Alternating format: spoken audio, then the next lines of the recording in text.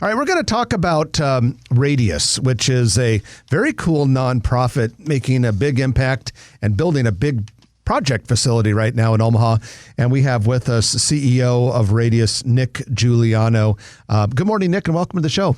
Good morning. Thank you for having us. Well, thanks for joining us. And why don't we start by having you give us the 30,000-foot view of what Radius is? Thank you. Well, Radius is a new nonprofit here in Omaha. It was formed 2 years ago.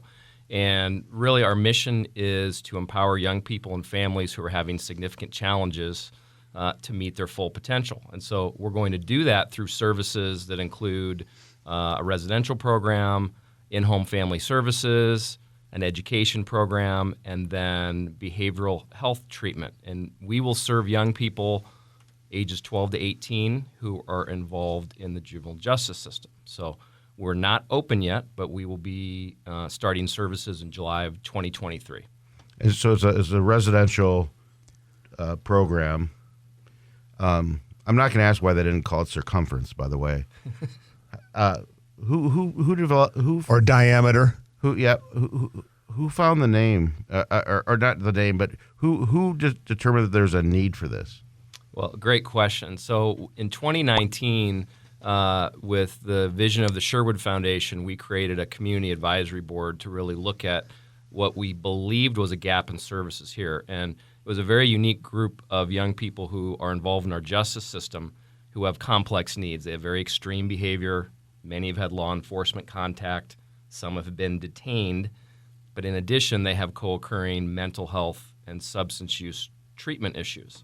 And their families have significant struggles. So all of those complexities led to these young people, when they needed help, being sent out of our state and being sent far away. And so the group looked at who are these young people, what are their needs, and then moved on to develop a program to keep them here in the community, keep the young people and their families close by, because they all return to our community. And so our approach is, and what the research says is, work with them in the community they live in, very close to where they are and their family supports, the schools they'll return to, and do that work here. So that's what Radius is all about, hence the name Radius. We're working within the radius with the young people and the family at the center, the community and the family very close by and in support, and in part of them getting better. Where's the location? It's at 5040 Grand Avenue, so just northeast of 52nd and Ames. Oh, nice. Are some of these kids, is it court-ordered? Is it volunteer? Is it the family who wants to put them there? What, all the above? Great question. So when we open, we will initially work with court-ordered youth. So they will have been put on juvenile probation. They will have been evaluated and determined by a juvenile court and a probation officer that they need a program like Radius. So they'll be court-ordered to us. Long-term, we want to expand to be able to work with young people that are in the community that are not yet involved in the juvenile justice system. But in the beginning, we think most of our capacity will be needed by the group of youth who are on probation.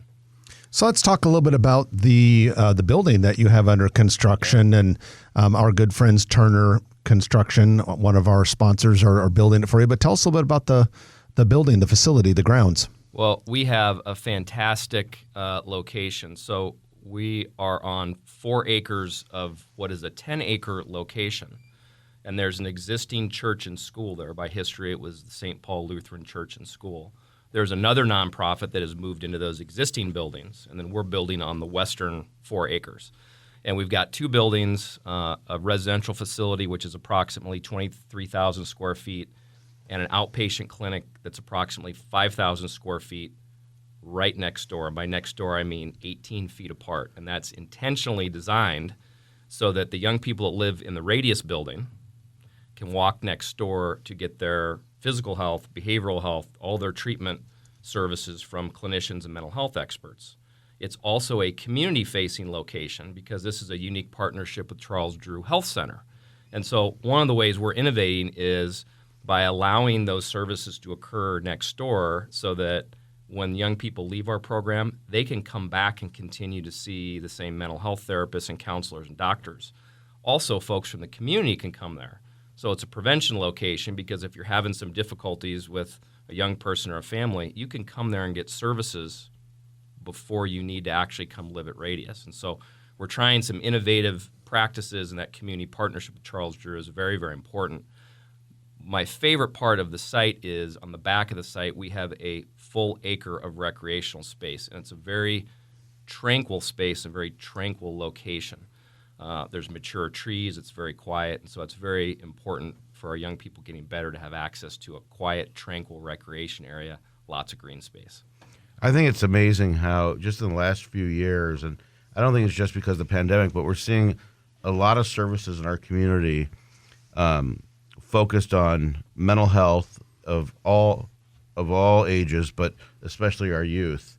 Is that something that you've seen, and how do we compare to other cities?